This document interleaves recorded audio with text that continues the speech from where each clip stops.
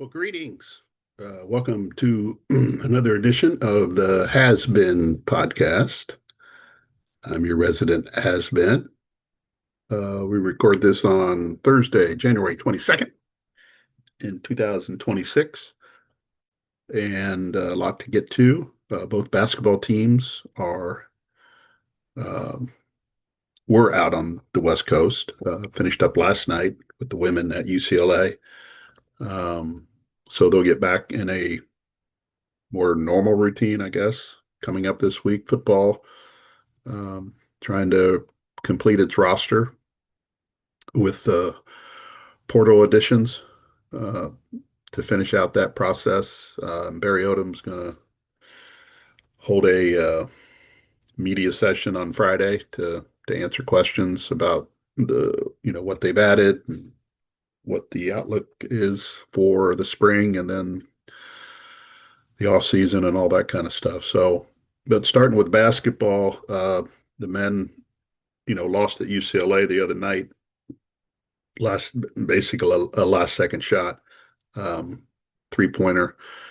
Purdue was up 12 in that game. They were up 6 with about 2 minutes to go, and um, the Bruins put together an 8-0 run and a couple careless turnovers led to points. And Purdue couldn't get a handle on Donovan Dent, the fine UCLA player who just had a monster game, uh, 20, 23 points, 13 assists. I added it up. He accounted for 58 points with those assists. I think he assisted on 7 of their 9 3-pointers, and he was scoring as well. Purdue was trying to get the ball out of his hands late, and they did, and they hedged, and Tyler Bilodeau was open on the wing for a three, and that was the game winner. CJ Cox had a chance to win the game with a three.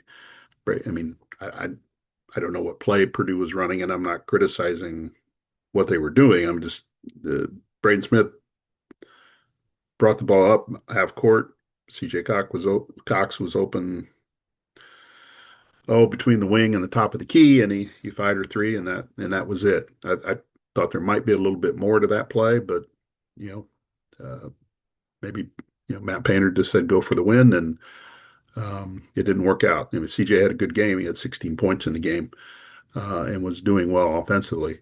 I thought Braden might try to get to at least get in the lane and create, and maybe pop it back out at that point, or try to get to the rim, or involve Oscar Clough or Drake Kaufman-Renn, or whomever. But it didn't work out. But that's a game Purdue needs to close out. I mean, they're a veteran team. Um, I know it's on the road and all that kind of stuff, but you got to close that game out.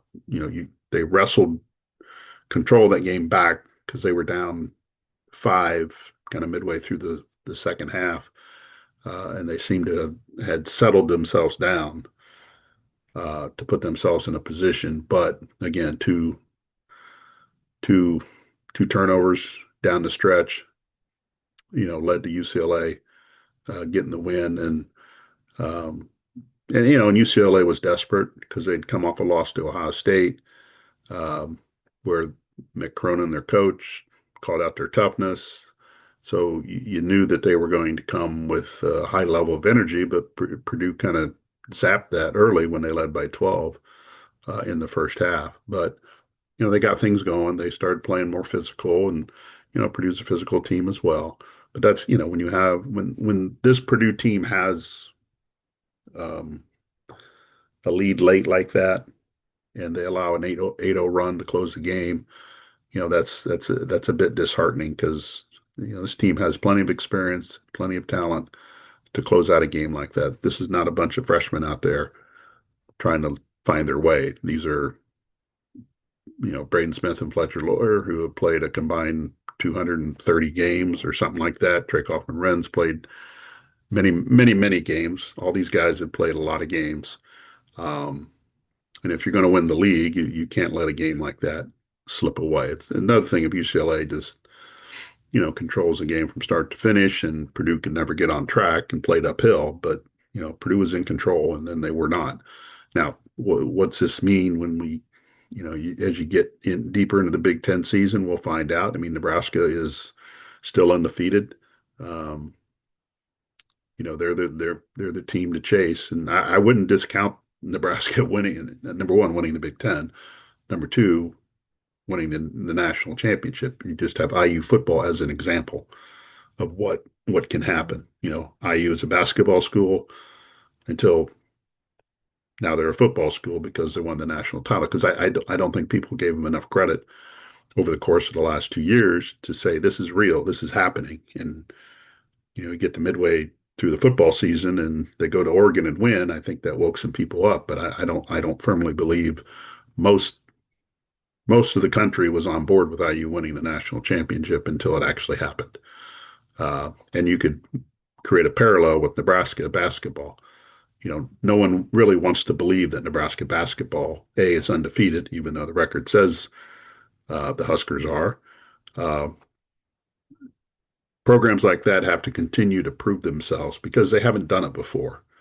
And that's the reason why. I mean, IU football was the losingest program in the nation, 715 losses coming into this season. And you know what? They still have 715 losses because they didn't suffer one this year. They went 16 and 0. But people don't want to believe it because it hasn't happened. You haven't seen it happen before with this program. Like Nebraska, you haven't seen Nebraska have basketball success at this level. So you don't want to believe it because you just don't because you have no reference point to what they've done. But I I think they have the respect obviously around the Big Ten. They have the respect around the country based on their ranking and things like that. But don't automatically dismiss them because they've never done it before. They have a good team. They have a solid team. The pieces fit well together. They're kind of a fun team to watch. Now, their leading scorer last night did suffer an ankle injury, but I don't know the extent of that. And I don't think it's anything. I mean, I'm not going to play a doctor, but he may miss a game or two.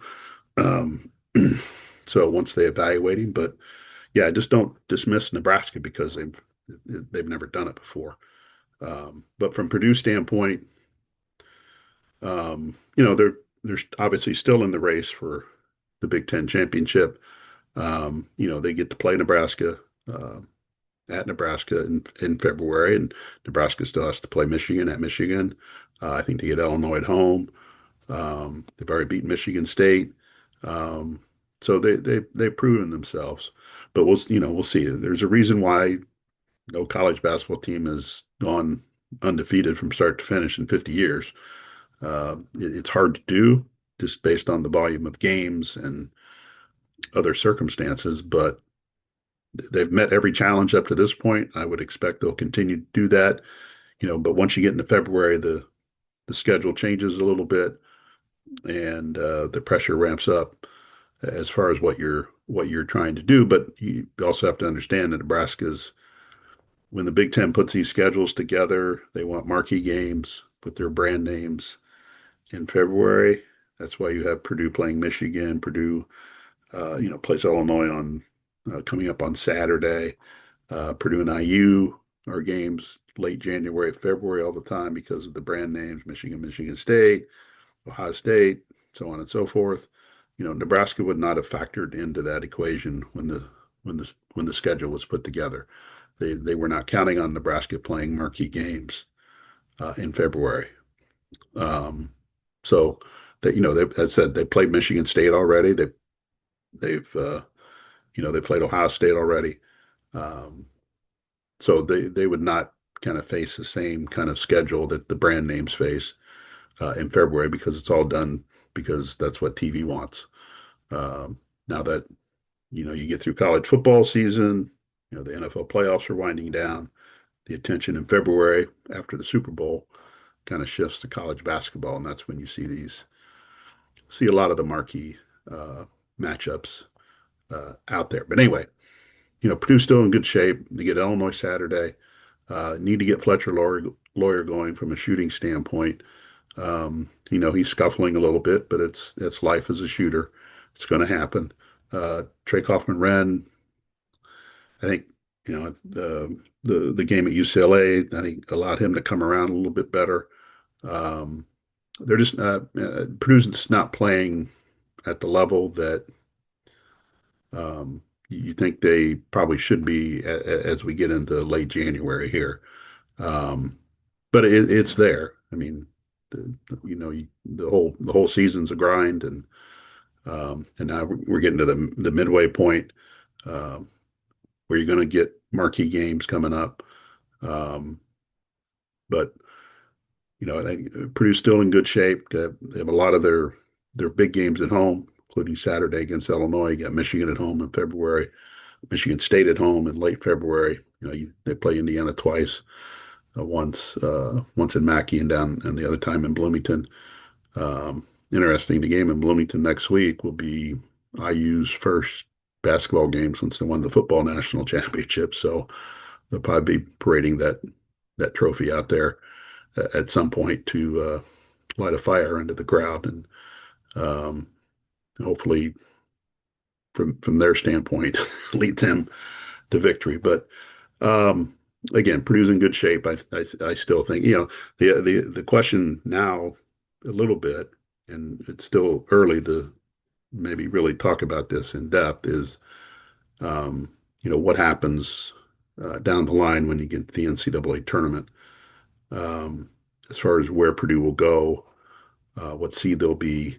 Um, at the beginning of the year, the path was Purdue goes to St. Louis, they go to Chicago, and then Indianapolis, assuming all that came together. Now, Nebraska's success has kind of changed that. Michigan's success has changed that because the whole placement of teams is done based on geography and how close you are to sites. That, as of today, and this can change, as of today, I think Purdue thought it had a kind of a local path, St. Louis, Chicago, Indianapolis. Now I'm not sure that's going to be the case. Now they can still win the Big Ten. They can win out, vault to a number one seed overall, and then things take care of themselves. But when you look at the bracketologies out there, they have a pretty good handle as far as the geographic component of the tournament. And I still think Purdue probably gets to St. Louis to start the tournament as of today, but then who knows where they go from there.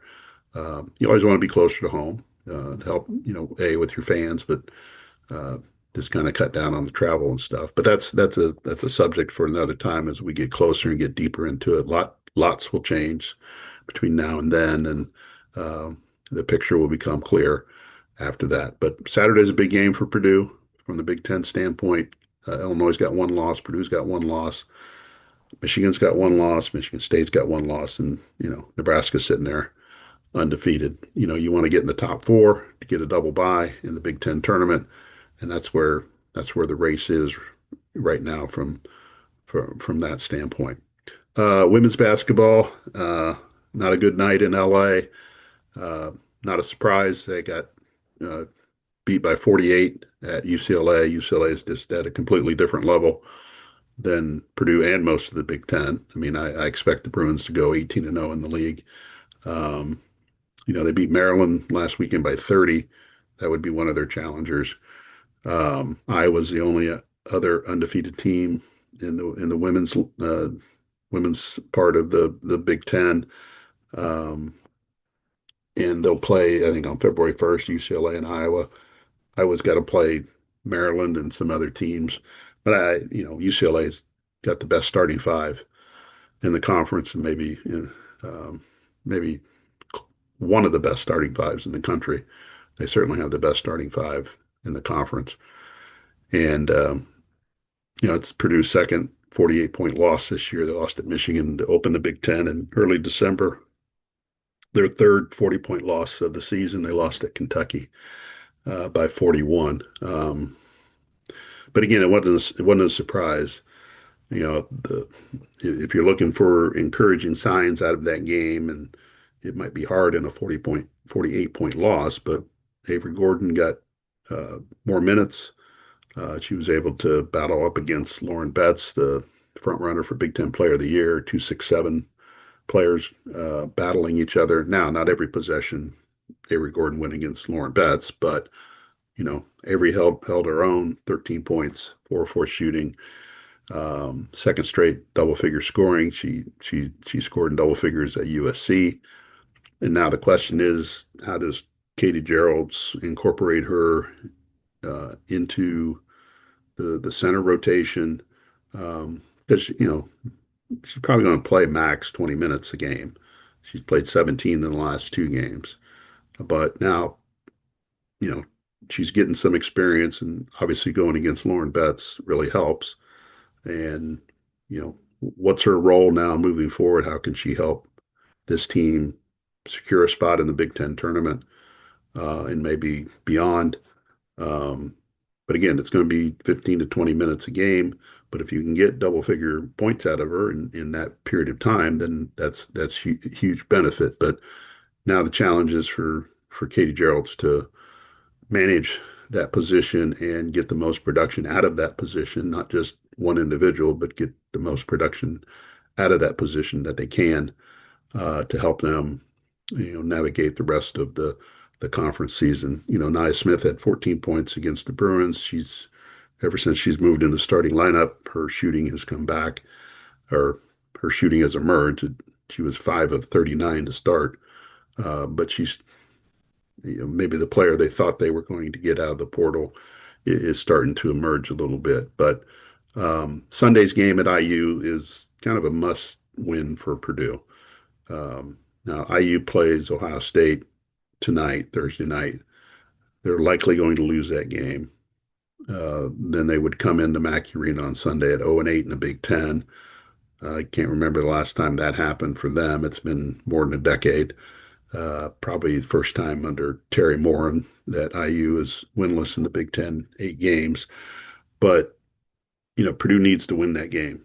Not only just for its own sanity and its own for the rivalry, but need to win the game because it's probably the best opportunity they've had to beat IU in a long time. IU's won 13 in a row against them. And if you're going to flip the script in this series, then Sunday is the prime opportunity to do it. Because I just think it can be damaging to the mindset if you lose on Sunday to IU in their current state. IU played Iowa tough, but they've also suffered some lopsided losses as well.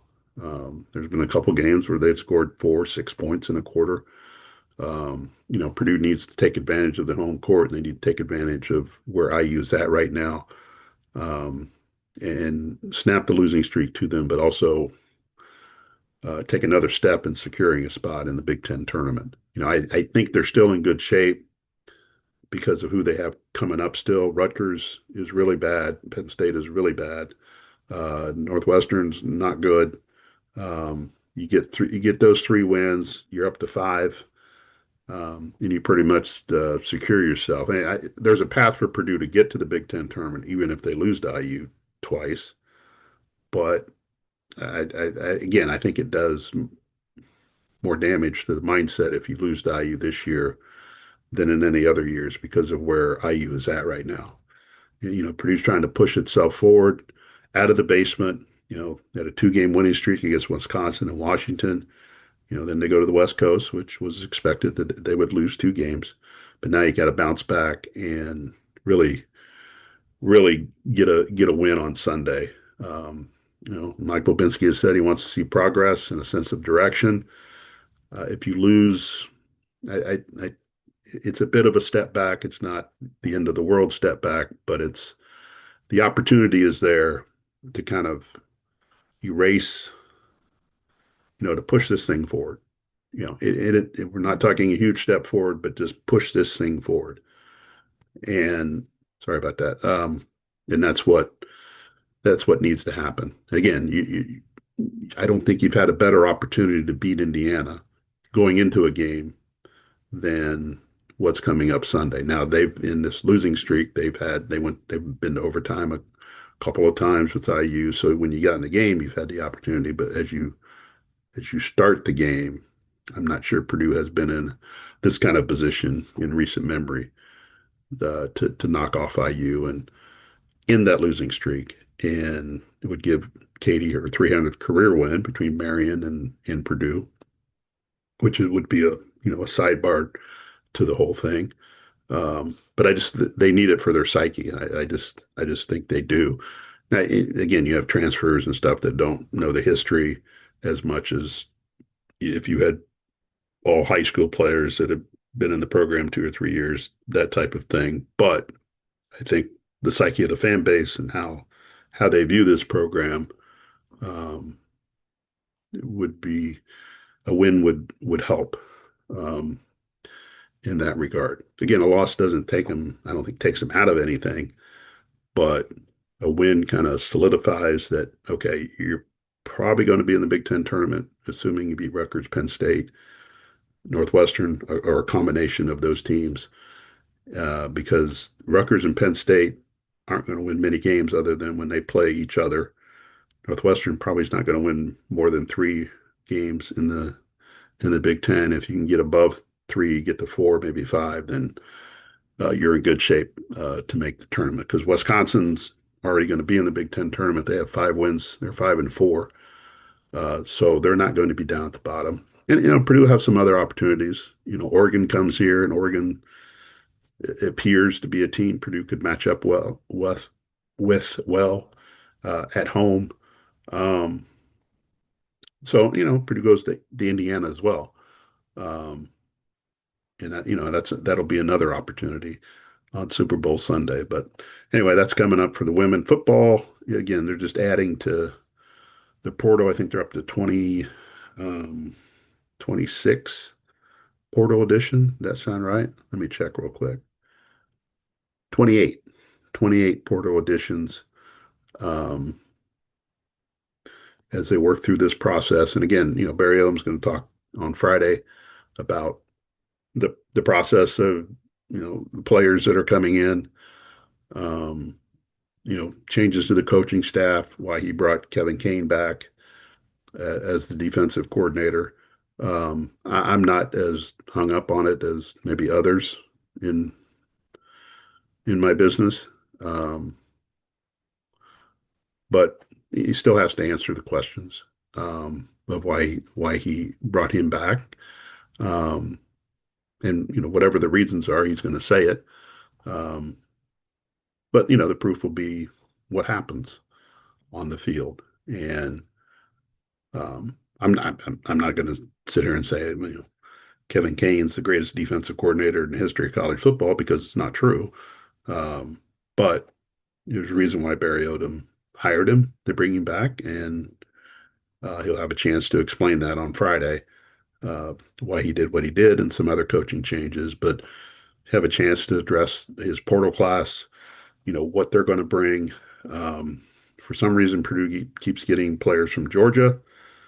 Um, I don't know if that's the correct path to go. And you can get wrapped up in where players were at and all that kind of stuff. But I think over the last few years, 8 players from Georgia have ended up at Purdue or something like that. Um, and again, as I've stated, I think um, getting uh, lower level guys, not Division II or Division III guys, but guys that want to prove themselves at a Big Ten level, and not just plucking guys because they went to Michigan, they went to Georgia, they went to wherever, they went to the brand name.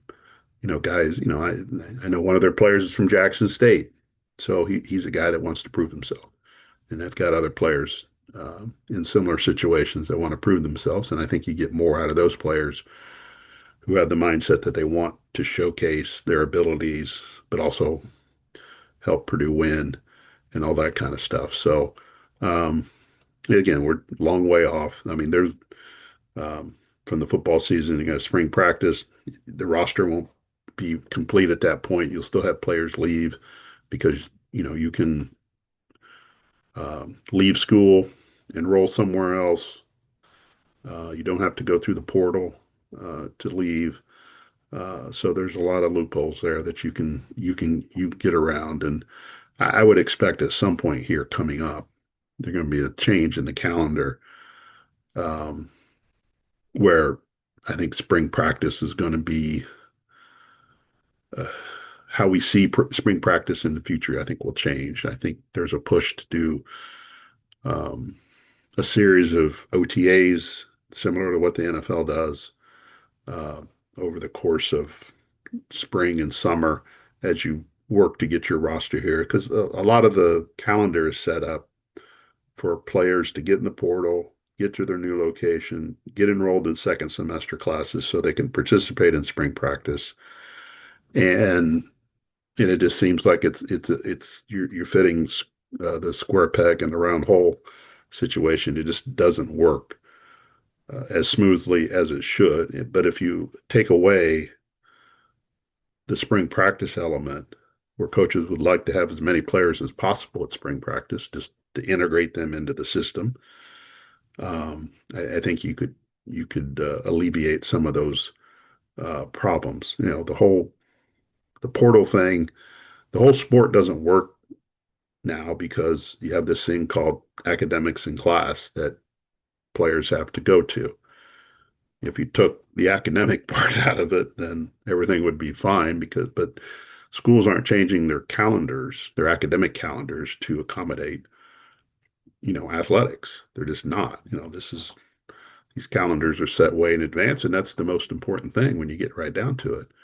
But if you can devise a calendar and a system that takes less emphasis off spring practice and gives more training opportunities once the second semester ends, then maybe this whole thing can kind of work to a point where you don't have the portal open um, during the college football playoff.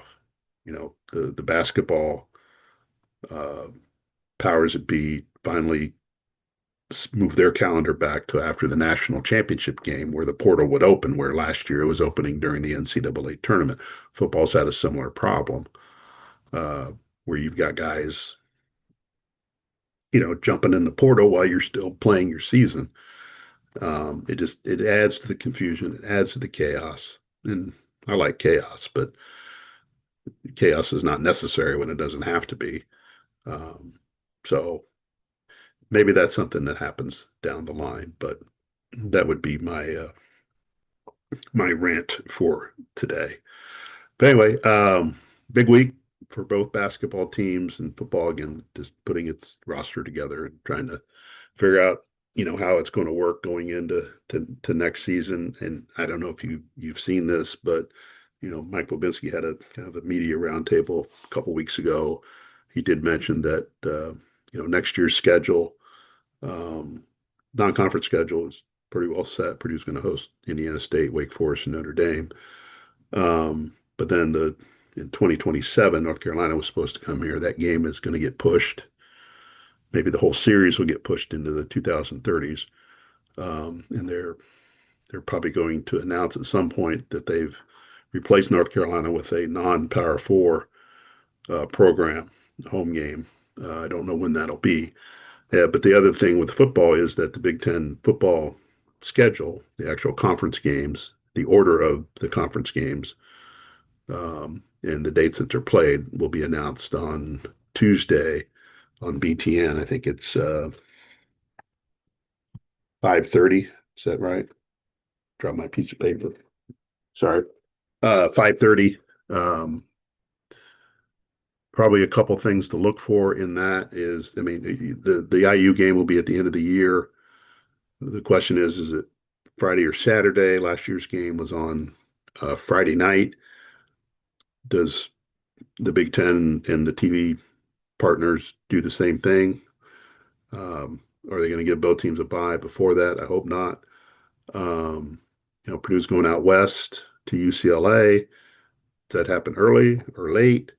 Um, I think, Purdue opens the season against Indiana State.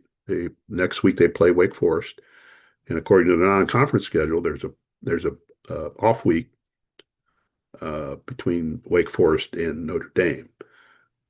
Will the Big Ten put a Big Ten game there for Purdue um, between Wake Forest and Notre Dame?